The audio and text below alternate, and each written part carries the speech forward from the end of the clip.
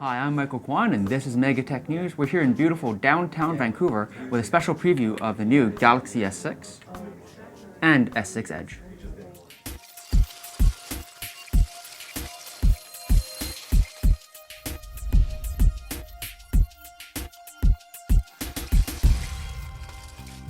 So obviously the biggest thing that's different with the Galaxy S and the Galaxy S Edge is that there's a significant difference in the design of the phone. Internally, they were referring to it as Project Zero because they really wanted to start over. This is a completely new design. A hallmark of Samsung in the past has been the removable back, giving you access to a micro SD slot and removable battery.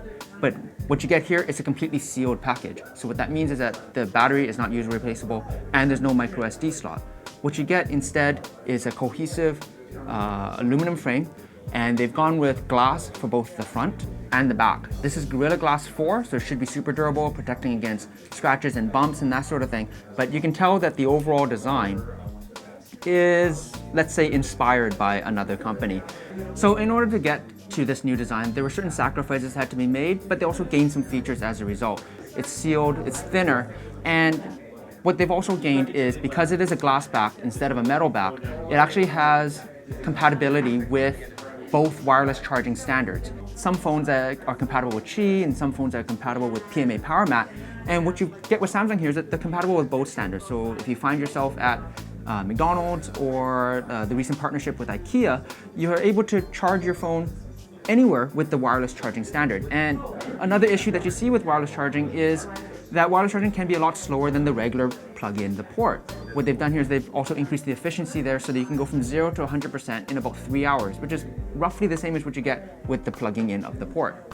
We had hoped that they would maintain the waterproof feature that we saw in the S5, but unfortunately that has been lost. That might be something that they'll look into in the future, maybe an S6 Active, but for the time being, you do get a cohesive package with wireless charging. Another hallmark of Samsung Galaxy S phones is the camera, and Samsung has continued to improve in that regard. In terms of megapixel count, it is a 5 megapixel camera in the front, which makes your selfies a little bit more detailed, and there is a 16 megapixel camera on the rear. A lot of the features that we saw before are carried over. You're able to use the heart rate sensor as the shutter and that sort of thing. But one other thing that they've added in is the ability to double tap on the home button and you quick launch into the camera app right away. That's regardless of where you are in the phone itself. So let's say I'm in S Health, if I double tap, it quick launches into the camera really fast. And that's a great feature to have. Another thing that we want to point out about the camera is that for the camera on the back, you get an f1.9 aperture. So what that means is that it's able to see in the dark a lot better, and there's also auto HDR to accommodate for that as well.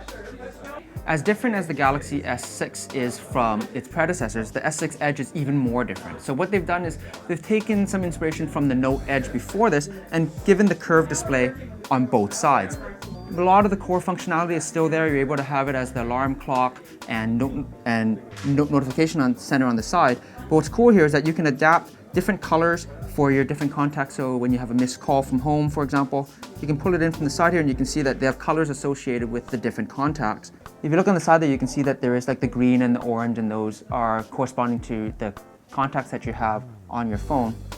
When I bring it back to the front here, if I swipe in from the side, you can see that I'm pulling in the green, and you can see what's associated. So you can see that I have a missed call from home there, and I can respond to that if I need to. Likewise, when I pull in from the orange, you can see that there was a missed message from Ken Price there, and I can easily access calling him back or sending a message back. So just having the curved display, it isn't just an aesthetic thing, it does provide some extra functionality as well. Samsung has had the partnership with Dropbox for a long time, providing you with extra cloud storage. They've made a switch with the S6 and the S6 Edge. As you can see here, they have a new partnership with Microsoft. So what that means is that you do still get the free cloud storage to go along with your new S6 or S6 Edge, but the difference is now it's with OneDrive instead of with Dropbox. They're providing you with 100 gigabytes of storage for 2 years, which is in line with having a 2-year contract. Then after that, you can continue your subscription if you'd like, or probably by that time you might want to get an S8.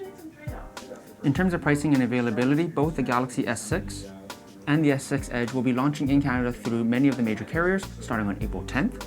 The base S6 model comes with 32 gigabytes of storage, and that'll be $249 on a 2-year contract. The S6 Edge starts at $100 more for the same amount of storage, and they'll also be available in 64 gigabyte and 128 gigabyte models for $110 for each step up. We'll be taking a closer look at battery life, performance, and all these other good things in an upcoming review. And thanks for watching. I'm Kwan from MEGATech News.